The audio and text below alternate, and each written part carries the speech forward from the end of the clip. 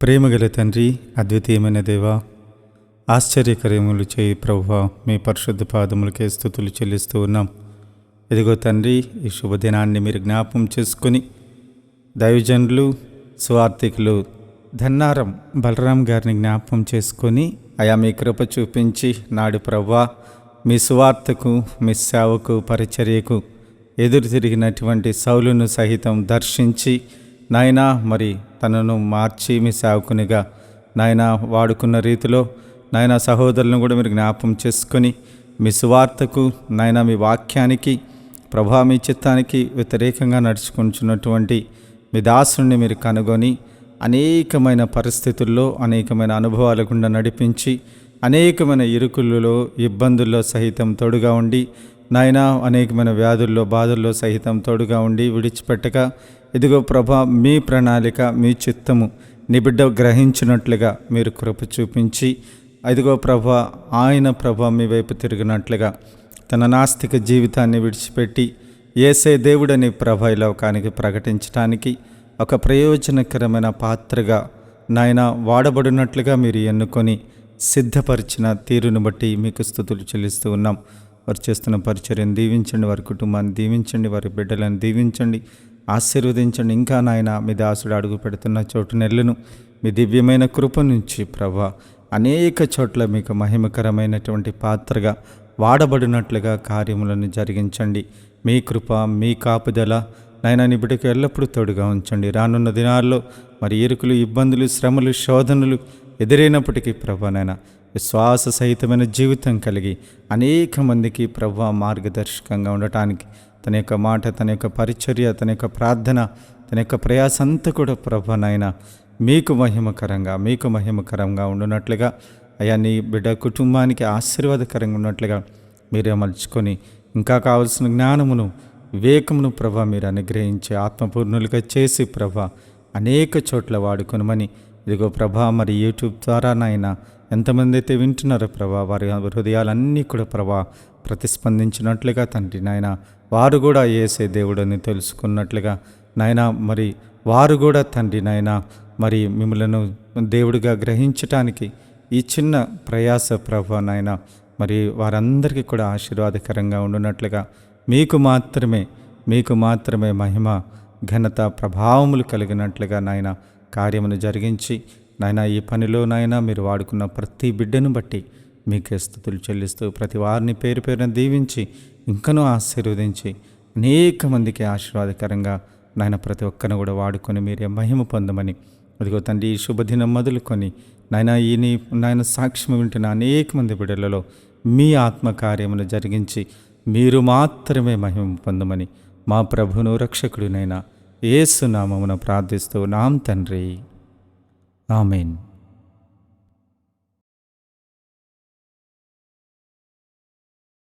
నేను ధన్నారం బలరాంను, జోగుపేట పట్టణ నివాసిని. మా నాన్న పేరు పోచయ్య, అమ్మ పేరు జోగమ్మ. నేను ప్రభు అయిన యేసుక్రీస్తు కృప వలన ప్రభువులో నేను ఒక దైవజనుని సేవకునిగా రక్షింపబడి సువార్తకునిగా కొనసాగుచున్నాను. మాకు తమ్ముడు ఉన్నాడు, రామచందరు. తర్వాత మాకు చెల్లెళ్ళు ఉన్నారు, ఇద్దరు. వాళ్ళు చంద్రకళ, లక్ష్మి వాళ్ళు ఉన్నారు. ఆ తర్వాత నేను చిన్ననాటి నుండి నేను ఒక నాస్తికునిగా ఏ దేవునులకు ఏ పూజ చేయకుండగా, పుట్టులకైనా చెట్లకైనా రాళ్లకైనా చేయకుండగా ఉండేటువంటి నాస్తికునిగా కొనసాగుతున్న తరుణంలో నేను నా జీవితంలో 1992 వరకు కూడా ప్రభువును నమ్మకుండగా నాస్తికునిగా ఉండినటువంటి జీవితం కొనసాగుతున్నటువంటి సందర్భం. నా సాక్ష్యము ప్రభువు నన్ను ఎలా రక్షించుకున్నాడు. అంతకుముందు నేను దేవునికి ప్రభువైన యేసుక్రీస్తుగా కాకుండా ఆధ్యాత్మికంగా వ్యతిరేకంగా ఉన్నటువంటి నా యొక్క జీవిత పయనము, కొన్ని విషయాలు సాక్ష్య రూపంలో చెప్పాలని నా యొక్క ఆశతో నేను మీ ముందుకు వచ్చాను. ఏంటంటే 1980లో ఒకసారి మెదక్లో మీటింగ్ పెట్టడం జరిగింది. అది చర్చి ఎదురుగా, మెదక్ చర్చికి ఎదురుగా హేతువాద నాస్తిక సభ ఒక 6-7 వేల మందిలో నేను వర్తమానం కూడా ఇవ్వడం జరిగింది. అలాంటి జీవితము. అంతేకాకుండా నా యొక్క పరిస్థితి అంతయు కూడా నాస్తిక ప్రయాణంలోనే జీవించినటువంటి జీవితము. నాకు అనేకమైనటువంటి పుస్తకాలతో సంబంధంగా నాస్తిక సభలు నిర్వహించడం జరిగింది. విజయవాడ నుండి, విశాఖపట్నం నుండి, హైదరాబాదు నుండి, ఆ తర్వాత మద్రాసు నుండి నాకు హేతువాద పుస్తకాలు నా దగ్గరికి వచ్చేటివి. నేను మెదక్ జిల్లా హేతువాద సంఘమునకు ఉపాధ్యక్షుడిగా ఉండేవాడిని. అంతేకాదు ఆ సందర్భాలలో మెదక్ జిల్లానే కాకుండా ఆయా జిల్లాలలో పర్యటించుకొని మరి సభలు కూడా పెట్టడం జరిగింది. ఈ సభలు దేవునికి వ్యతిరేకంగా, మూఢనమ్మకాలకు వ్యతిరేకంగా నా జీవిత పయనం. అంతేకాకుండా నాస్తికముతో కూడుకున్నటువంటి మిత్రమండలిలో మమేకమై అనేక రాష్ట్రాలు కూడా తిరగడం జరిగినది. ఒక సందర్భంలో నేను హైదరాబాదులో కూడా మీటింగ్ పెట్టడం జరిగింది. ఒక సందర్భంలో గద్దారు విఠెలు, కంచె హాయిలయ్య అలాంటి వాళ్ళతో కూడా అనేక పర్యాయాలు జరపడం కూడా జరిగింది. అందులో భాగంగా విజయవాడలో కూడా హత్య మైదానంలో కూడా ఒకసారి కత్తి పద్మారావుతో కూడా మీటింగ్ పెట్టడం జరిగింది. హేతువాద సభ, దేవుడు లేడని చెప్పేసి.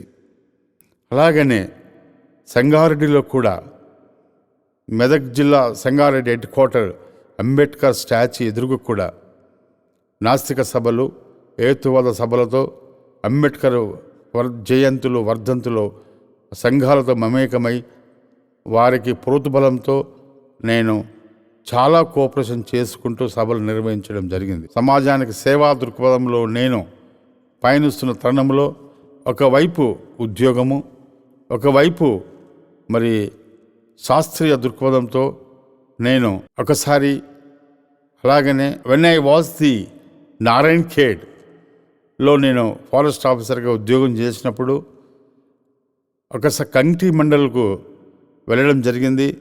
అక్కడ దళితులకు అన్యాయం జరుగుతుంది. గత సంవత్సరాల కొలది ఇండ్ల నిర్మాణానికి గవర్నమెంట్ సహకరించడం లేదని నా దృష్టికి రావడంతో నేనును కొంతమంది జిల్లా నాయకులతో కలిసి అక్కడ వెళ్ళడం జరిగింది. అక్కడ వెళ్ళడంలో ఆదివారము మెదక్ జిల్లా అది కంకి మండల్ నారాయణఖేడ్ కాన్స్టిట్యున్సీ. అక్కడ మీటింగ్ పెట్టే సమయంలో ఆదివారము ఆ మీటింగ్ ముందు నుంచి కొంతమంది పిల్లలు వెళ్తూ ఉంటే వీళ్ళందరూ ఎక్కడికి వెళ్తున్నారు ఏంటి అనేది తెలుసుకుంటే చర్చికి వెళ్తున్నారంటే నేను వాళ్ళందరినీ పిలిచి మేము మీ కొరకు ప్రయాసంతో ప్రాధేయపడుతూ మీ దగ్గరికి రావడం జరిగినది.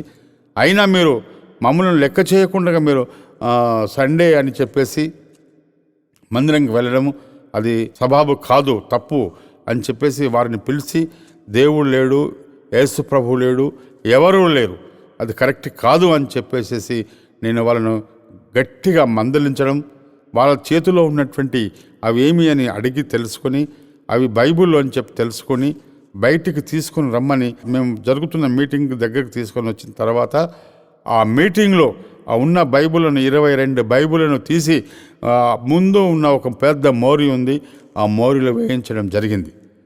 ఇలాగ మరొక్కసారి మేము మీ కొరకు వస్తే మేము మీ యొక్క ఆలోచన విధానాన్ని కరెక్ట్ చేయాలి, పేదవాళ్ళ పరిస్థితి అని చెప్పేసి మీరు దేవుడు దెయ్యము అని చెప్పేసి వెళితే అది కరెక్ట్ కాదని మందలించి వాళ్ళను పంపించడం జరిగింది. ఇలాగ అంతేకాదు ఆ పరిష్కారం కూడా కలెక్టర్ని పిలిపించి మహంతైన కలెక్టర్ని పిలిపించి ఉన్న స్పాట్లని తెల్లవారే 32 గృహాలను శాంక్షన్ చేయించడం జరిగింది. ఇది వెల్ఫేర్ అసోసియేషన్ సంఘం తరపున, దళిత మహాసభ తరపున, నాస్తిక సంఘం తరపున, హేతువాద సంఘం తరపున మేము పోరాటం చేసి సహాయం చేయడం జరిగింది. అట్లా అంతేకాదు అక్కడి నుండి వచ్చిన తర్వాత అనేక గ్రామాలలో నాస్తిక సభలు ఆ తాలూకా 72 విలేజ్ల యొక్క నారంకేడ్ తాలూకాలో అనేక సంఘాలను పునర్నిర్మాణం చేయడం జరిగింది. తిరిగి మీరు దేవుడు లేడు, యేసు ప్రభువు లేడు, ఎవరూ లేరు అని చెప్పేసి వ్యతిరేకంగా చెప్పడం జరిగింది. అట్లాగా అందులో భాగంగా కత్తి పద్మారావు పొన్నూరులో ఉంటారు. వారిని పిలిపించి మరి మా ఆధ్వర్యంలో పెద్ద బహిరంగ సభ పెట్టడం జరిగింది. ఆ సభలో అనేక మంది దరిదాపుగా 10,000 పైన చిలుకు జనాలు రావడము, మేము నాస్తిక సంఘం సంబంధించినటువంటి విషయాలు చెప్పడము, ప్రభువు గురించి ఈ దేవుడు ఆ దేవుడు అనేది ఏదీ లేదు ఈ సమాజంలో అని చెప్పేసి వాళ్ళకి గట్టిగా మందలించడం అలాగ జరుగుతూనే ఉన్నటువంటి తరుణంలో అలాగనే మెదక్లో కూడా అదే విధంగా జరగడం జరిగింది. మెదక్ కూడా పెద్ద చర్చి ఎదురుగానే బస్ స్టాండ్, అప్పుడు కొత్త బస్ స్టాండ్ కాలేదు, అక్కడ కూడా అనేక 6-7 వేల మంది జనములలో నేను అనేకమైనటువంటి విషయాలను వ్యతిరేకంగా ఎత్తలేనటువంటి మరియమ్మకు ఎలా జన్మించాడు, మూర్ఖ జనాంగము ఆ దేవుడని మొక్కుతారు, తెలివిలేని మూర్ఖులు అని చెప్పేసి బాగా మందలించడం కూడా జరిగింది. అలాగ జరుగుతున్న తరుణంలో కూడా నేను ఎక్కడ కూడా కాంప్రమైజ్ లెవెల్లో ఉండకుండా, ఎక్కడ కూడా మనస్సును ఆలోచనలో పరిగెత్తనీయకుండా ఒకటే రూట్లో నాస్తిక ఎథిస్ట్గా ఒక మార్గం గుండా వెళుతున్నటువంటి తరుణం. అటువంటి సమయాల్లో ఎవరు కూడా జోగిపేట పట్టణంలో కూడా మీటింగ్ పెట్టడం జరిగింది. ఆ తర్వాత 2 దినములు ఒక పేదవాడిని చంపివేయడం, ఆ పేదవాని గురించి జోగిపేట పట్టణంలో కూడా దుకాణములు బంద్ చేయడం కూడా జరిగింది. అటువంటి జీవితం. ఆ తర్వాత అంతేకాకుండా సంగమేశ్వర టెంపుల్ అని జైరాబాదులో ఉంటుంది. ఒక పేదవాడు గుండంలో స్నానం చేస్తే కూడా ఆ గుండంలో ఎందుకు చేసినావు, అంటరాని వాడు, ముట్టరాని వాడు, ఊరికి బయటికి నెట్టివేయబడినటువంటి నీ జాతి ఎందుకు ఎట్లా అని చెప్పేసి ఆ పూజారి అన్నాడు అని అనడము, ఆ విషయం మాకు తెలియడము, నేను వెంటనే వెళ్ళి మరుసటి రోజే వాడిని షెడ్ చేసి జహరాబాద్ జైలుకు పంపించడం కూడా జరిగింది. అట్లాగా జరుగుతున్న జీవితం నాది. ఈ జీవితము ఎప్పుడు కూడా మనసుకు నెమ్మది లేనటువంటి జీవితంతో కొనసాగుతున్నది. అంబేద్కర్ యొక్క ఆశయ అనుగుణంగా పరిగెత్తేది.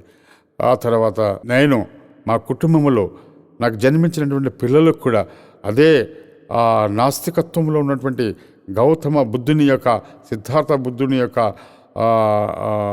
ఆ సాహిత్యంలో ఉన్నటువంటి ఆయన రాజ్యంలో ఆయన ఉన్న ఆ సమయంలో ప్రజాపతి అనేటువంటి సైనిక అధికారి నామకరణం చేయడము మా కుటుంబంలో అందరికి పెట్టడం కూడా జరిగింది. ఎలాగంటే నాకు కొడుకులు ఉన్నారు, 3 కుమారులు, ప్రజాపతి నవీన్ కుమార్, ప్రజాపతి సిద్ధార్థ, ప్రజాపతి చైతన్య, మళ్ళీ బిడ్డ కూడా కూతురు కూడా ప్రజాపతి సంఘమిత్ర, ఇలాగా నామకరణం చేయడం జరిగింది. నాకు ఎక్కడ కూడా అసలు ఏమిటి ఈ యొక్క పరిస్థితి, పేదవాళ్ళ పరిస్థితి, అసలు నేను కూడా అట్టడుగున్నటువంటి జాతిలో ఉన్నటువంటి వాళ్ళని అయినను కూడా అనేకంగా దీర్ఘంగా ఆలోచించేటటువంటి తత్వము నాలో ఇమిడిపోయింది. ఆ సంఘటన మరి ఎప్పుడు ఓటమి అనేది నా మనసులో రాకుండా పోరాటమే జరుగుతున్నటువంటి తరుణం. కావున ప్రియమైనటువంటి వారులారా, ఈ సమస్య జరుగుతున్నటువంటి తరుణంలో నా ప్రయాణమిస్తున్నటువంటి నా జీవితంలో అనేక రాష్ట్రాలు తిరగడం జరిగింది. కాశ్మీర్ నుండి కన్యాకుమారి వరకు, కాశ్మీర్లో కూడా తొట్టిలో తప్పిపోయినటువంటి మా మరణము మరి బ్రతికి బయటికి వచ్చినటువంటి సంఘటన అక్కడ కూడా అలాగే జరిగింది. ఒకసారి ఔరంగాబాద్ మరాఠవాడ యూనివర్సిటీ సందర్భము, దాని పేరు మార్చుకున్నాలే అని సమతా సైనిక దళ్ ఆధ్వర్యంలో నేనును, అంబేద్కర్ భార్య సవితా అంబేద్కరు, తర్వాత జోగేంద్ర కవాడి, ఆ తర్వాత తారకం గారు, నేను అందరము కలిసి, చాలామంది కలిసి పాదయాత్ర చేయడం, ఆ నామకరణాన్ని తీసివేసి అంబేద్కర్ యూనివర్సిటీ నామకరణం చేయాలని ఆ యొక్క దృక్పథంతో వెళ్ళడం. అక్కడ కూడా మేము వెళ్ళిన మరుక్షణంలోనే ఫైరింగ్ స్టార్ట్ కావడం, ఆ ఫైరింగ్లో తప్పుకొని 3-4 చనిపోవడం స్పాట్లోనే. నేను తిరిగి తప్పికొని పోయి మళ్ళీ నాందేడు నుంచి జోగిపేటకు రావడం జరిగింది. అలాంటి స్థితిలో నుండి వచ్చాను. పొన్నూరులో కూడా, గుంటూరు డిస్టిక్లో పొన్నూరు లో కూడా ఏం జరిగింది, అంబేద్కర్ స్టాచ్యూ కత్తి పద్మారావు ఆధ్వర్యంలో జరిగినటువంటి సందర్భంలో మేమందరం కూడా 100-200 మంది హైదరాబాద్ నుంచి వెళ్ళి ఆ యొక్క అంబేద్కర్ యొక్క విగ్రహాన్ని ఆవిష్కరణ కొరకు తారకం గారు కూడా వచ్చారు. బొజ్జ తారకం గారు, బోయి భీమన్న గారు అల్లుడు, అందరం కలిసి ఆవిష్కరణ చేసి తిరిగి వెళ్తున్నటువంటి హైదరాబాద్కు వెళ్తున్నటువంటి ఆ యొక్క సమయంలో రైల్వే పోలీసు వాళ్ళు మమ్మలను అరెస్ట్ చేయడం కూడా జరిగింది. మేము పాటలు పాడుకుంటా వెళ్తూనే ఉన్నాము. Dornakal police station, railway police స్టేషన్లో మమ్మల్ని బంధించడం, 2 గంటలు సతాయించినా కానీ మేము పాటలు పాడి మేము బయటికి రావడం. ఇట్లా ఒకవైపు నా ఉద్యోగం నిర్వహించుకుంటూ, ఒకవైపు నా యొక్క ఆశయము ఇది ఉన్నది, నాస్తికత్వంలో దేవుడు లేడు, దయ్యము లేడు అని చెప్పుకుంటూ, ఏ దేవుడు లేడు మనకు పరిగెత్తేటటువంటి జీవితం. అట్లాగనే అటువంటి సందర్భాలలో నేను నా జీవితం కొనసాగడం జరిగింది. అంతేకాకుండా నేను ఒక సందర్భంలో విగ్రహాల గురించి పెద్ద వ్యతిరేకంగా పోరాడడం కూడా జరిగింది. మళ్ళీ బైబుల్ అంటే నాకు అస్సలే ఒంటికి పడినటువంటి జీవితం. ఈ జీవితంలో నాకు అన్ని గ్రంథాలు చదివాను, కానీ పరిశుద్ధ గ్రంథము బైబుల్ అనేటువంటిది నా దృష్టికి రాకపోవడము, నేను చదవకపోవడము, అది కూడా ఒక దురదృష్టమని నేను భావించుకున్నాను. అట్లా జరుగుతున్న తరుణంలో నేను ఇంకొక విషయం కూడా చెప్తాను. ఏంటంటే, నాస్తిక తత్వంలో పోతున్నటువంటి తరుణంలో నేను ఆ యొక్క పరిస్థితిని, నా వెంట పడుతున్నటువంటి తరుణంలో ఆ పరిస్థితిని చూసి మా డిపార్ట్మెంట్ వాళ్ళు కూడా ఉద్యోగం నుంచి తొలగించారు. తొలగించిన తర్వాత ఒక 1 వీక్ లోపలనే మళ్ళీ తిరిగి ఉద్యోగం రావడం. ఈ ఉద్యోగము వెళ్ళిపోయింది కదా అని చెప్పేసి ఏమాత్రం కూడా కృంగిపోకుండా ఆశయానికి అనుగుణంగానే పరిగెత్తడం కూడా జరిగింది. కానీ నా వెనకాల ఒక స్కెచ్ ఉంది, ఒక అపరూపమైన శక్తి నడిపిస్తుంది అనేది నా గ్రహింపులోకి నాకు తెలియకుండానే నేను పరిగెత్తున్నాను.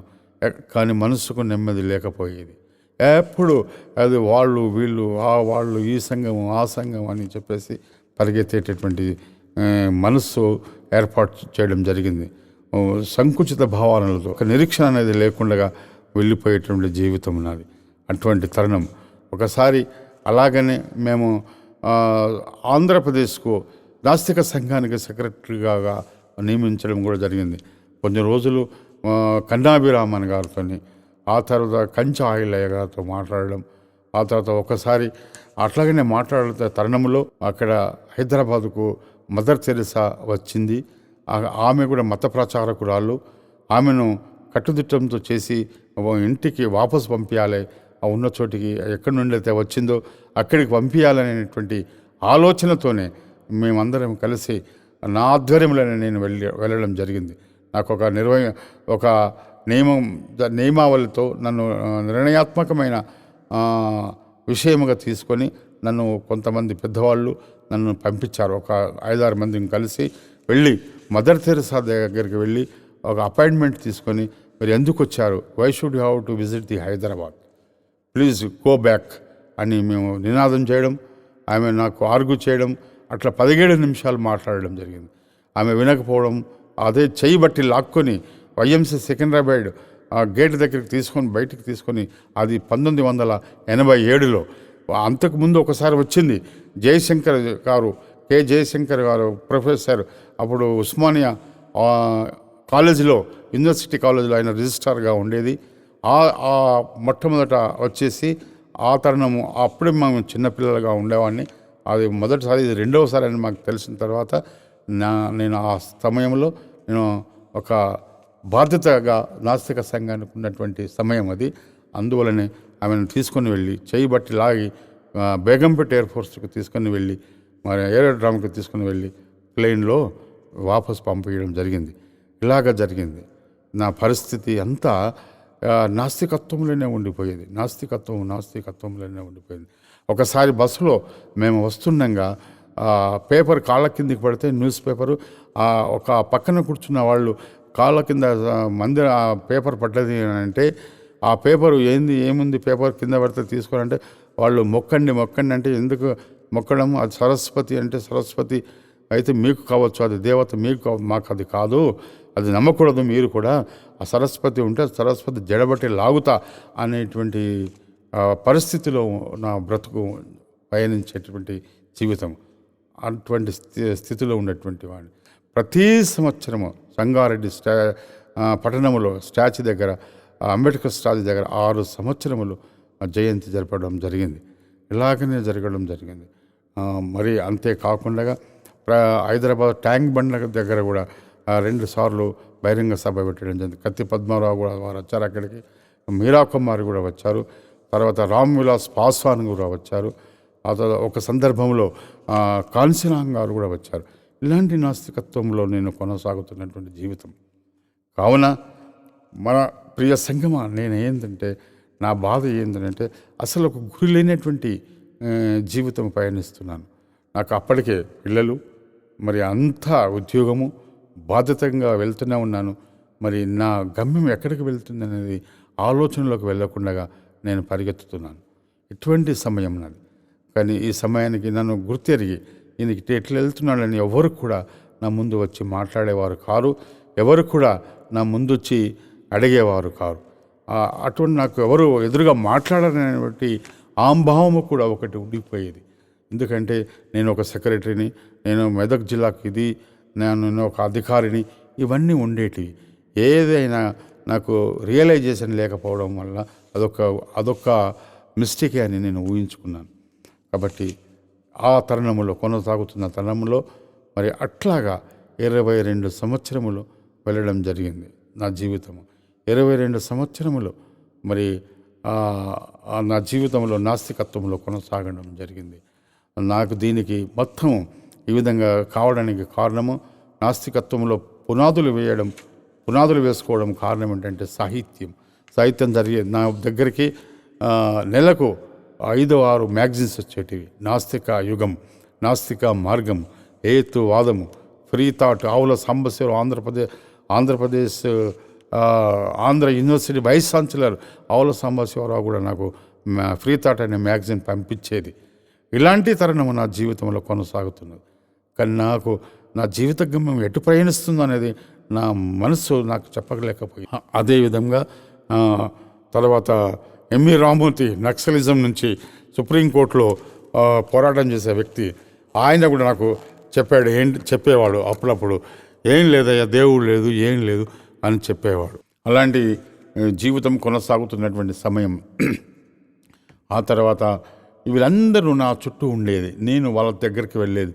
ఇంకొకటి, ఆధ్యాత్మిక భావన అనేది నా దృష్టికి రాలేకపోయేది. అస్సలే ఒంటికి పడకపోయేది. దేవుడు అనేటువంటి యేసు ప్రభు అనేటి మాట, ఏ దేవుడు, రాముడు లేడు, రాక్షసి లేడు, ప్రవక్త లేడు, అల్లా లేడు, ఎవడూ లేరు అనేటువంటి జీవితం జరుగుతున్న తరుణం అది. అనేక మందిని హింసించడం, తిట్టడం, అనేక మందిని హేళన చేయడం, ఆ విధంగా వెళ్ళడం జరిగింది. ఒకసారి అయితే విపరీతమైనటువంటి పరిస్థితి వచ్చింది. ఎప్పుడు అంటే నేను మెదక్లో ఉన్నాను, అప్పుడు జాబ్ చేస్తున్నాను. అర్ధరాత్రి నక్సలైట్లు, అంటే రామాయణపేటలో ఉన్నాను, అర్ధరాత్రి నక్సలైట్స్ నన్ను తీసుకొని వెళ్ళి, మీరు ఇది సహకరించాలి, ఇది అని చెప్తూ వాళ్ళు ఒక మాట అన్నారు. అందులో ఏమన్నారంటే, నీ గురి ఎక్కడికి వెళ్తుందయ్యా, ఏంటి సార్ మీరు, ఏం గురి అని చెప్పి వాళ్ళు ఒక మంచి లక్షణంతో, మానవత లక్ష్యంతో అడుగుతూ ఉంటే, నా గురి ఏమీ లేదు, మీలాంటి వాళ్ళను మార్చడానికే. మీరు నక్సలైట్ అంటారు, దేవుని మొక్కుతారు, నక్సలైట్ అంటారు, అది అంటారు, ఇది అంటారు. ఆయన బొట్టు పెట్టుకున్నాడు, ఆయన ఒక సిలువ పెట్టుకున్నాడు, నా ముందు 2-3 అట్లా కనిపించారు. అలా వాళ్ళను కూడా అక్కడనే స్పాట్లని ఏలన చేయడం కూడా జరిగింది. అట్లాంటి జీవితం ఎవరిని లెక్క చేయకపోయేది, ఎవరిని కూడా. నాకు మంచి హ్యుమానిటీ కనిపించే వ్యక్తిత్వంతో ఉన్నటువంటి వ్యక్తులకు తప్ప నేను ప్రిఫరెన్స్ ఇవ్వకపోయేది.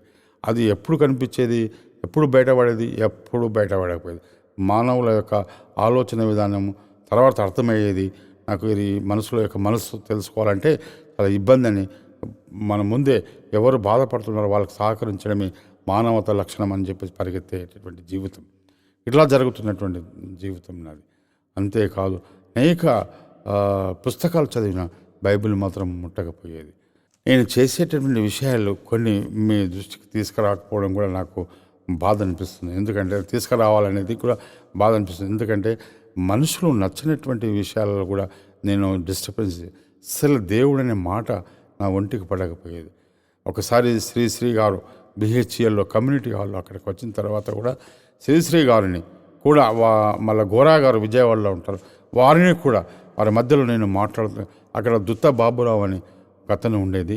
ఆయన హేతువాద నాస్తిక సంఘానికి ఆ బిహెచ్ఎల్ ఫ్యాక్టరీకి ఆర్గనైజర్గా ఉండేది. వారి మీటింగ్లో కూడా నేను పాల్గొనేది.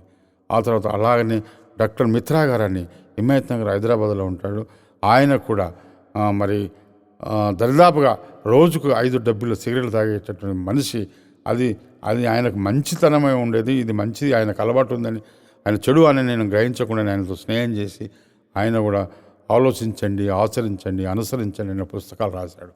ఆ పుస్తకాలలో కూడా దేవుని మాట ఎక్కడా లేదు, నాస్తికత్వంలో ఉండేటువంటి మాటలే. అలాంటివి నేను చూసుకొని నాకు బాగా ఏంటంటే స్థిరత్వం నిజమే అని అనుకొని పరిగెత్తినటువంటి వాడిని. ఇట్లా జరుగుతున్నటువంటి తరుణంలో ఒకసారి ఇలాగా చిన్ననాటి నుండి 10th class, 9th, intermediate, BSc second year వరకు నేను చదువుకున్నాను. ఇట్లా నాకు ఎవరు చెప్పేవారు లేకపోయారు. ఒకసారి మా ఎంపీడీ మా గంగారాం అని ఉంటాడు, ఆయన గంగయ్య అని ఉంటాడు, ఆయన బాగా ఒకసారి రమ్మని రిక్వెస్ట్ చేశాడు. ఆయన చెల్లెల్ని నాకు ఇచ్చారు. ఆయన ఆ రిక్వెస్ట్తో నేను మరి ఒకసారి 1992 జనవరిలో చర్చికి వెళ్ళడం జరిగింది. ఆ చర్చ్ ఎబ్రోన్ చర్చ్ అంటారు. ఆ చర్చిలో ఎవరు కనిపించడం లేదు. 10 అవుతున్నది, బయట ఎవ్వరు లేరు, ఇంత నిశ్శబ్దంగా ఉన్నది, ఎవ్వరు లేని స్థలంలో ఎందుకు తీసుకొచ్చారు అని చెప్పి ఆలోచించుకుంటూ లోపలికి వెళితే దరిదాపుగా 900 నుంచి 1000 మంది దాకా జనాలు ఉన్నారు. పిన్ డ్రాప్ సైలెన్స్, పిన్ను వేస్తే సైలెన్స్గా సపోర్ట్ వినొస్తుంది, అంత క్రమశిక్షణలో ఉన్నారు. అక్కడ నాకు కొంచెం ఆలోచన వచ్చేసింది. అక్కడ ఒక అతను సంఘ కాపరి అయిన ఆండ్రోసు, ఆయన ప్రార్థన చేస్తుంటే ఆ ప్రార్థనకు అందరూ తల ఉంచుతున్నారు, ఒక్కరు తల ఎత్తడం లేదు. ప్రార్థన మైకులో మాట్లాడుతుంటే తల ఎత్తుతారు కానీ తల కిందికి దించుకున్నారు వీళ్ళని చెప్పేసి నేను ఊహించుకొని నేను తల పైకి ఎత్తాను. అక్కడ అందరి తల మీద నుండి ఒక దీపము వస్తూ ఉంది. ఆ దీపం వస్తూ ఉంటే నేను కూడా గ్రహించగా ఈ దీపం ఎటు కదులుతుంది, ఎటు వస్తుంది అని చెప్పేసి ఆ దీపం నా దగ్గరికి రావడం, అది నా హృదయంలోకి వెళ్ళడం, అది వెంటనే నేను కేక వేయడం, అందరూ వచ్చేసి నా చేయి పట్టుకోవడం, ఒక కార్డులో నా పేరు రాయడం. అలాగా ఆ దినము 1992 జనవరి అర్ధరాత్రి నుండి ఈ రోజు వరకు కూడా నేను మళ్ళీ ఆ నాస్తిక తత్వానికి వైపు వెళ్ళకుండా ఉండిపోయాను. అక్కడి నుండి యేసుప్రభువే నా దేవుడని, యేసుప్రభువే నా ఆత్మరక్షకుడని, యేసుప్రభువే నా మార్గదర్శకుడని నేను అక్కడి నుండి నా సహవాసము క్రైస్తవ సహవాసముగా క్రైస్తవ సమాజంలో నేను ఇమిడిపోయి కొనసాగుతున్నటువంటి తరుణం ఇప్పుడు. ఈ నా సాక్ష్యము చెప్పాలని అనేకులకు చెప్పి నేను చేసినటువంటి పరిస్థితులను బట్టి నన్ను ఆ యొక్క పరిశుద్ధాత్మతో ఆ యొక్క దీపము నా హృదయంలోకి పోయినట్టుగా, నేను నాస్తికత్వంలో ఏముండేవాడిని, మరి దేవునిలోకి వచ్చిన తర్వాత ఎలా వచ్చాననేటువంటి ఆ పరిస్థితిని కూడా నేను మీ ముందు సమాజం ముందు చెప్పాలని నేను ఎంతో కుతూహలంతో మీ ముందుకు వస్తున్నాను. కావున అక్కడి నుండి 92 జనవరి నుండి ఈ రోజు వరకు కూడా, ఈ ప్రస్తుతం వరకు కూడా నేను ప్రభువులో సువార్తకునిగా కొనసాగుతున్నాను. ఆ సమయంలో మధ్యలో ఒకసారి మా అధికారులు కూడా ఏంటంటే వెటకారముగా ఆలోచన చేసి, ఈయన ఎంత పెద్ద ఆఫీసర్గా ఉండి కూడా, ఫారెస్ట్ రేంజ్ ఆఫీసర్లో ఉండి ఈయన ఈ విధంగా అది మరి అక్కడనే వెళ్ళండి, చర్చిలో వెళ్ళండి అని చెప్పేసి నా ఉద్యోగాన్ని తీయడం కూడా జరిగింది. తిరిగి వెంటనే 10 రోజుల లోపలనే, 1 వీక్ లోపలనే నా ఉద్యోగం కూడా దేవుని కృప వలన తిరిగి రావడం కూడా జరిగింది. నాస్తికత్వంలో ఉన్నప్పుడు కూడా నాస్తికత్వంలో కూడా ఉన్నప్పుడు ఉద్యోగం పోయింది. అప్పుడు కూడా సమాజం చుట్టూ తిరగడం. ఇప్పుడు క్రైస్తవ సమాజాన్ని మార్చుకునడానికి, ఎందుకంటే దేవుడు ఉన్నాడు. ఆ దేవుని యొక్క దృక్పథము ఎలా ఉందంటే సమాజాన్ని మార్చడానికి. ఆయన చనిపోవడం, ఆయన కలవరిశిలో ఆ సమాజాన్ని, బూజుపట్టినటువంటి సమాజాన్ని, ఆ మూఢత్వమైన సమాజాన్ని, నేను ఉన్నాను అనేటువంటి దేవుని యొక్క కృప అది ఏమిటనేది నేను తెలుసుకునడానికి అది నాకు ఆయన మార్గం కూడా నడిపిస్తున్నటువంటి నేపథ్యం ఇప్పుడు. కావున ప్రియ సంఘమ, నేను నా యొక్క ఆలోచన విధానం ఏంటంటే, మనకు ఒక దేవుడు ఉన్నాడు, ఆయన సర్వసృష్టికర్త. అనాలోచన లేకుండా ఏది చేయడు. ప్రతిదీ కూడా పేదవారి కొరకు, బడుగు వర్గాల కొరకు, బీదవారు ధన్యులు అనేటువంటి అవన్నీ కూడా విశ్లేషించుకొని నేను ప్రభులో కొనసాగుతున్నాను. ఇప్పటికీ బాగా 6-7 సార్లు బైబిల్ పూర్తిగా పఠనం చదవడం కూడా జరిగింది. అందులో ఉన్నటువంటి నాకు అర్థమైంది ఏంటంటే, పేదవారి గురించే ప్రభువు కదిలించాడు. పేదవారి కొరకే ఆయన సిలువలో బలి అయిపోయాడు. పేదవారి కొరకే మరి అనేక సంఘటనలు చేశాడు. ఆయనకున్నటువంటి మహోత్తరమైనటువంటి మహిమ, ఆ శక్తిని అనారోగ్యంలో ఉన్నటువంటి వారిని, చనిపోయిన వారిని, మరి పరిస్థితులు తలకిందులైనటువంటి అనారోగ్యంతో కూడా మరి ఉన్నటువంటి ఆ వాతావరణాన్ని కూడా మార్చడానికి ఆయన ఉన్నటువంటి మహోత్తరమైనటువంటి మహిమ శక్తి గల ఆ మహోత్తరమైనటువంటి శక్తి మహిమ వలన మార్చడం కూడా జరిగింది. అనేక సాక్ష్యాలు కూడా బైబిల్లో ఉన్నాయి, ప్రస్తుత గ్రంథంలో. అవన్నీ నేను చూసి కూడా నేను ఇంకా బలంగా పాతకపోయాను. ఎట్లయితే నాస్తికత్వంలో ఉండి నేను పాతకపోయినటువంటి పరిస్థితిని చూస్తే, ఇక్కడికి డిఫరెంట్ చూస్తే భేదం ఏంటంటే, అక్కడికి ఆకాశమునకు భూమికి డిఫరెంట్గా కనిపించింది. అక్కడనేమో నాస్తికత్వం అంటారు. నాస్తికత్వంలో ఉండి మరి దుర్భిక్షగా అంటే పేద వర్గము వైపు, పేద జనము వైపు, నిరంకుశం వైపు ఉంటుంది తప్ప మరి ఆ యొక్క పేదవాళ్ళ వైపు ప్రేమ అనేది చూపించకుండా కొనసాగుతున్నటువంటి నాస్తికత్వంలో నక్సలిజం ఒక మార్గం ఉండదు, ఒక సిద్ధాంతం ఉండదు. ఇష్టానుసారంగా హింసాత్మకమైన చర్య అని పౌర హక్కుల సంఘంలో కూడా నేను మన 4-5 సార్లు వాదించడం కూడా జరిగింది. కానీ నేను మనకంటే ఒకరు ఉన్నారు అనేది నేను మర్చిపోయాను. ఆయననే నాకు ఇప్పుడు ప్రస్తుతము యేసు ప్రభువే నాకు రక్షకుడుగా నేను కొనసాగుతున్నాను. తను మదర్ తెరెసా నన్ను గద్దించుకుంటూ వెళ్ళింది. ఏంటంటే, మేము వైఎంసీ సికింద్రాబాద్ నుంచి కారులో కూర్చొని పెట్టుకొని హైదరాబాద్కి వెళ్ళి బేగంపేటకు పంపించినప్పుడు ఒక మాట చెప్పేది గట్టిగా, don't expose before the sunlight, don't expose before the sunlight, the sunlight created by the Jesus అని ఆమె నన్ను గద్దిస్తే, నీ సన్లైట్ లేదు, నీ జీసస్ లేడు, చాల్ అని చెప్పేసి గద్దించేసి తీసుకొని బేగంపేట ఏరోడ్రామ్కి తీసుకుని వెళ్ళి ఫ్లైట్లో ఎక్కియడం కూడా జరిగింది. ఆ తర్వాత మదర్ తెరెసా 1987లో కలిసిన, ఆ తర్వాత 1997లో ప్రభువును నమ్ముకున్న తర్వాత నేను ఆమె చనిపోయిందని పేపర్లో రావడం, నేను మళ్ళీ కలకట్టాకు వెళ్ళడం కూడా జరిగింది. ఇక్కడ ప్రాముఖ్యంగా నేను ప్రభులోకి ఎలా వచ్చాననేది నాకు అర్థమైపోయింది. అక్కడికి వెళ్ళిన తర్వాత మదర్ తెరెసా అంత్యక్రియలకు దరిదాపుగా 80 దేశాల నుంచి రాజులు వచ్చారు, ప్రెసిడెంట్లు వచ్చారు. నా పక్కన ఉగండా మహారాజు ఈదామెను కూడా ఇద్దరం కలిసి నడుచుకుంటూ వెళ్తే ఆయన మొకాళ్ళ దగ్గర నా తల ఉండేది. ఆ స్థితిలో ఉన్నటువంటి సమయంలో ఏమిటి ఇదంతా పరిస్థితి అని నేను ఆలోచించుకోవడం, మళ్ళీ వెంటనే అక్కడ ఒక సబ్జెక్ట్ తెలుసుకున్నాను. అక్కడ ఏంటంటే, మదర్ తెరెసా ఆశ్రమంలో ఏంటంటే ఆమెకు యాంటీగా మాట్లాడేటువంటి వారు, వ్యతిరేకంగా మాట్లాడినటువంటి వారు ఒక లిస్టులో పేర్లు ఉన్నాయని ఇన్ఫర్మేషన్ వచ్చింది. ఆ ఇన్ఫర్మేషన్ తెలుసుకుంటే మరి నేను కూడా ఒకప్పుడు once of a time I talk the against the mother Teresa at YMC Secunderabad, మరి నా పేరు కూడా ఉందని నాకు సందేహం వస్తే నేను కనుక్కున్నాను. వెళ్ళి నా పేరు అందులో 9వ నంబరు మెదక్ జిల్లా నుంచి నా పేరు బలరాం గారు అని చెప్తే, నా పైన ఉన్న వాళ్ళు వేరే రాష్ట్రాలలో ఉన్నటువంటి పేర్లు ఉన్నాయి.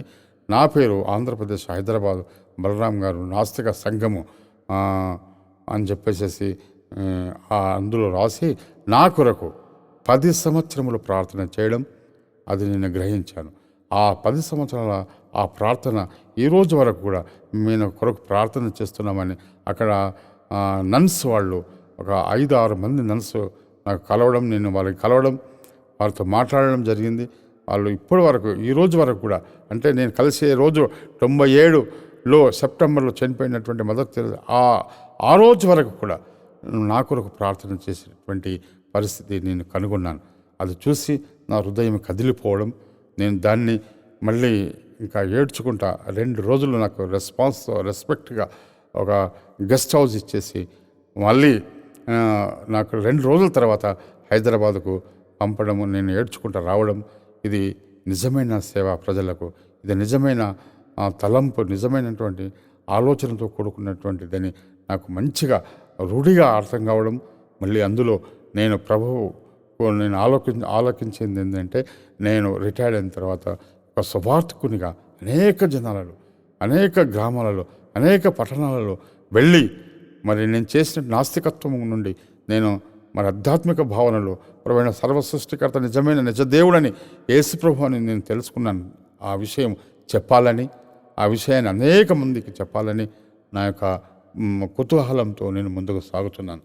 ఈ సాక్ష్యము మీకు చెప్పాలని, ఈ సాక్ష్యము అందరికీ చెప్పాలని మీ మధ్యకు వస్తున్నాను నేను.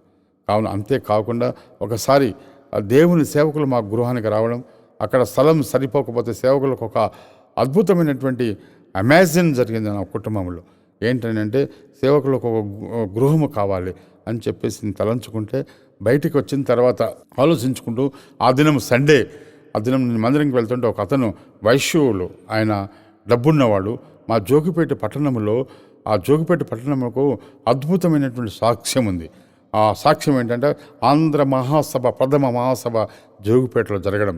అలాంటి జోగిపేట పట్టణంలో నేను జన్మించడం, నేను నాస్తికునిగా ఉండడం, అలాంటి తర్వాత ప్రభువును నమ్ముకొని దేవుడని, ప్రభువే నా దేవుడు, ప్రభువే నిజ దేవుడు అని చెప్పేసి నేను నమ్ముకోవడం. అలాంటి ఆలోచనతో నేను సేవకుల గురించి ఆలోచించుకుంటూ పోతుంటే ఒక వైశ్యువులు పెట్రోల్ బంక్ ఉంది, ఇప్పటికీ ఉంది. ఆయన పేరు మాణిక్యరావు. ఆయన 50,000 రూపాయలు నాకు ఇచ్చాడు. పెట్టుకోండి, నాకు డబ్బు అవసరం ఉన్నది, నీకు తీసుకోండి అని చెప్పేసి అడగలేను, కానీ అవసరం ఉన్నదని నాకు తెలుసు. కానీ డబ్బు 50,000 ఇచ్చాడు.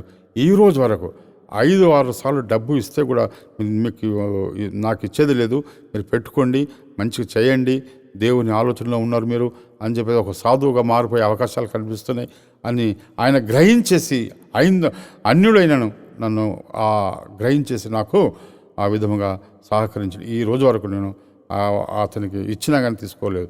అదొక సాక్ష్యం మిగిలిపోయింది. రెండవది, జాబ్ పోతే 3వ రోజులకి మళ్ళీ జాబ్ తిరిగి రావడం. ఇట్లా అనేక సంఘటనలు జరిగినాయి. తర్వాత మా పిల్లల మధ్యలో నా పిల్లలు అందరూ మరి బాప్తిసాలు తీసుకున్నారు. మా భార్య తీసుకుంది.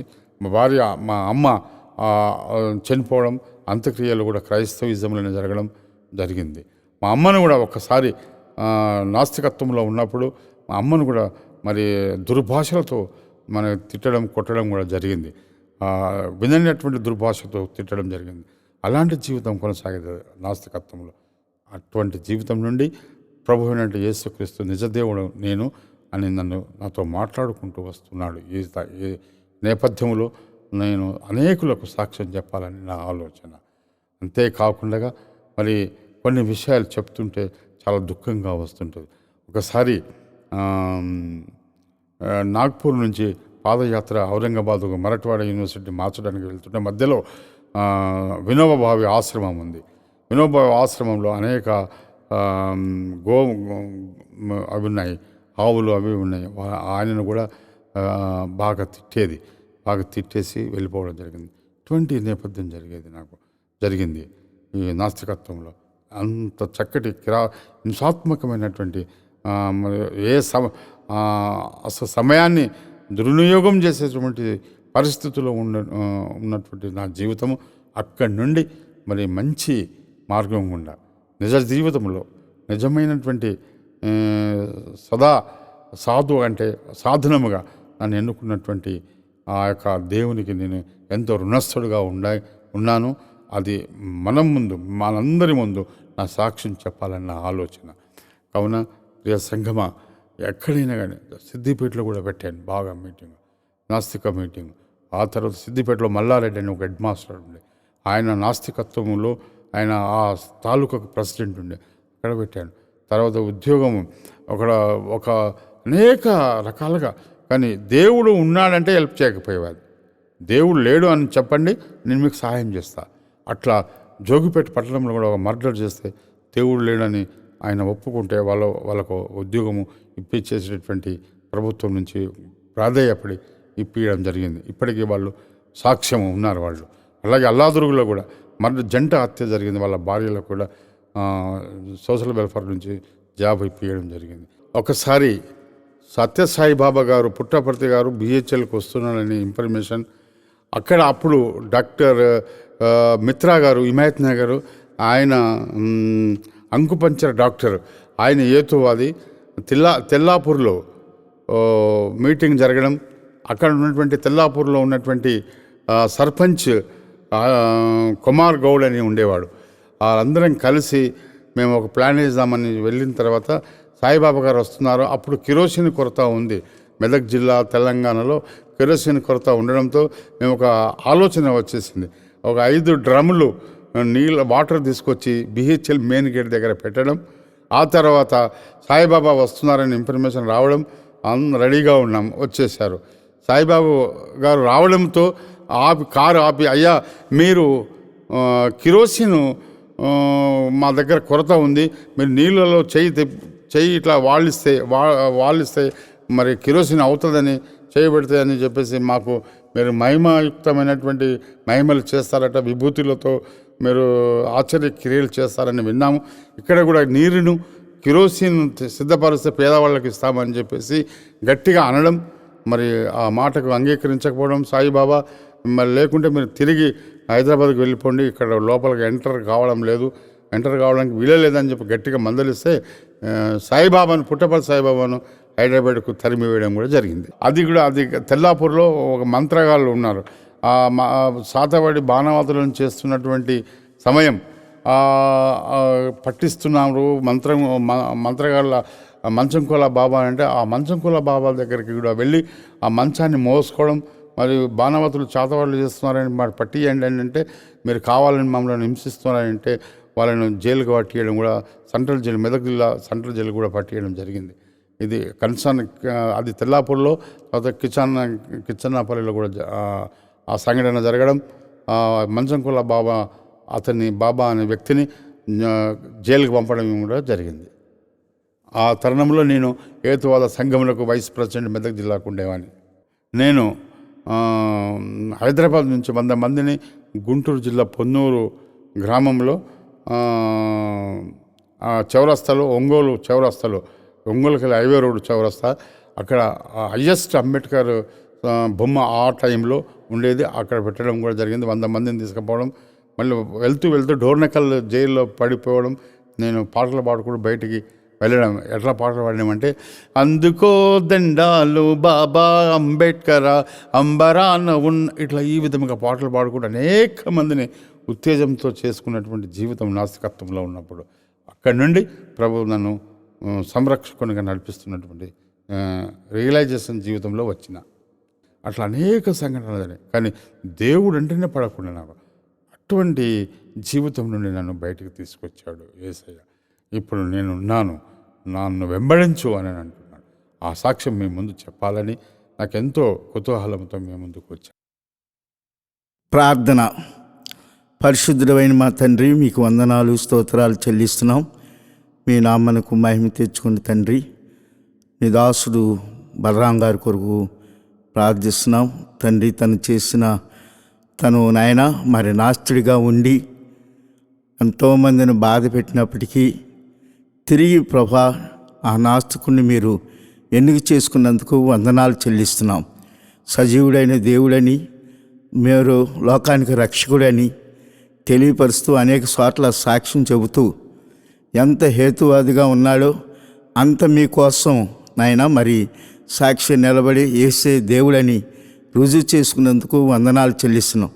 పౌలు ఎలాగా నాయన మొదట మిమ్మల్ని అంగీకరించలేదో అలాగే మరి మిమ్మల్ని కనుగొన్న తర్వాత మరి యేసే దేవుడని ఎలాగా ప్రతి చోట సాక్ష్యం చెప్పి ప్రతి చోట నీ యొక్క మరి యేసు యొక్క రక్షకుడు ఈ లోకానికని ఆయన ద్వారే పరలోకముందని చెప్పి పౌలు ఏ విధంగా నా తండ్రి మరి పత్రికలు చేస్తూ అనేక చోట్ల ప్రసంగాలు ఇస్తూ ఉన్నాడో, అలాగే మీ దాసుడైన బలరాం గారు కూడా మీ యొక్క సన్నిధిలో దేశే దేవుడు, ఆయన వల్లనే మనకు మోక్షము, ఆయన వల్లే మనకు రక్షణ, ఆయన వల్లే మనకు ప్రతి నిత్య జీవానికి వారసుడని చెప్పి మన కోసం వచ్చాడని అలాగా ప్రతి చోట నీ కోసము ప్రసంగం చేస్తూ అనేక చోట్ల తెలియని వారికి యేసే దేవుడని తెలియపరుస్తూ ప్రతి చోట కూడా నాయన నిన్ను ఘనపరుస్తూ నిన్ను మయంపరుస్తున్నాడు తండ్రి.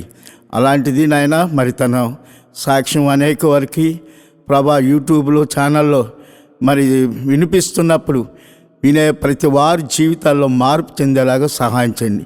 ఇది మానవ యొక్క శక్తి బలం కాదునైనా మీ దయాదాక్షిణ్యం ఆయన ఎన్నిక చేసుకున్నారు కాబట్టి ఆయనతో మీరు మాట్లాడి నీ బిడ్డగా వాడుకుంటానికి ఈరోజు యూట్యూబ్లో మీరు తనని ఏర్పాటు చేసిన స్తోత్రాలు. ఈ యూట్యూబ్లో ప్రసంగం ఆయన సాక్ష్యం విన ప్రతి వారు కూడా జీవితాల్లో ఒక మార్పు చెందేలాగా సహాయం చేయతండి. ఈ సాక్ష్యం వ్యర్థం కాకుండా, ఈ సాక్ష్యం నిర్పజం కాకుండా సహాయం చేయమని వేడుకుంటున్నాం తండ్రి. నీకు వందనాలు స్తోత్రాలు చెల్లిస్తున్నాం. దేవా కృప చూపించండి తండ్రి. వినేవారికి అలాగే ఈ యొక్క మరి స్టూడియో వీళ్ళందరికీ కూడా ప్రభా బిడ్డలను మీరు ఆశీర్వదించండి. ఎంతో ప్రయాసపడి కష్టపడి వారు చేస్తున్న యూట్యూబ్ని నా తండ్రి వారికి కూడా మరి జ్ఞానము అన్నిటి దయచేసి అనేకుల్ని మరి ప్రోత్సహించి మరి వారు కూడా ఎంతో కష్టపడుతున్నారు కాబట్టి వారితో కూడా మీరు ఉండి సహాయం చేస్తున్నందుకు ఎంతో వందనాలు చెల్లిస్తున్నాం. వాళ్ళ కుటుంబాలు దీవించి సహాయం చేయతండి. దేవా కృప చూపించండి. మాయనా నీ పాదాల పట్ల నడుచు మిమ్మల్ని స్తుతిస్తున్నాం. ఈ సమయంలో మా తండ్రి మీరు ఇచ్చిన అవకాశం నాకు కూడా సమయాన్ని ఇచ్చినందుకు స్తోత్రాలు, అందుకు వందనాలు చెల్లిస్తున్నాం తండ్రి. కాబట్టి ఈ యొక్క సాక్ష్యం ప్రతి వారు వినేటప్పుడు వారి జీవితంలో ఒక గొప్ప కార్యం జరిగిందని తెలుసుకునేలాగా సహాయం చేయండి. దేవా ఏది వ్యర్థం కాకుండా కష్టపడినందుకు ప్రతిఫలం ఇస్తానని సెలవిచ్చిన తండ్రి మీకు వందనాలు. నీ దాసుని ఆరోగ్యమును బలమును దాయిచ్చండి. ప్రతి చోట కూడా వెళ్ళి మీ సువార్తను ప్రకటించాలని ఎంతో ఆశతో తిరుగుతున్నాను నాయన. వయస్సు ఉన్నప్పటికీ, ఎక్కువ వయసు అయినప్పటికీ సువార్తలో మన బలం తెచ్చుకొని నాయన మరి రోగంను ఏవి కూడా లేకుండా లెక్క చేయకుండా మీ కొరకు నమ్మకంగా పనిచేస్తున్న మీ దాసుని సహాయం చేయమని ఆది అంతవరకు ఉండి మీరు నడిపించినందుకు మా ప్రభువైన యేసు నామమును బట్టి వేడుకున్నాం తండ్రి. Amen, amen, amen. మన తండ్రి అయిన దేవుని ప్రేమ, గొర్రెల గొప్ప కాపరైన యేసుక్రీస్తు కృప, పరిశుద్ధాత్మ యొక్క సావాసము ఈ నీ దాసునికి ఎల్లప్పుడూ దేవుడు తోడై ఉండునుగాక. Amen, amen.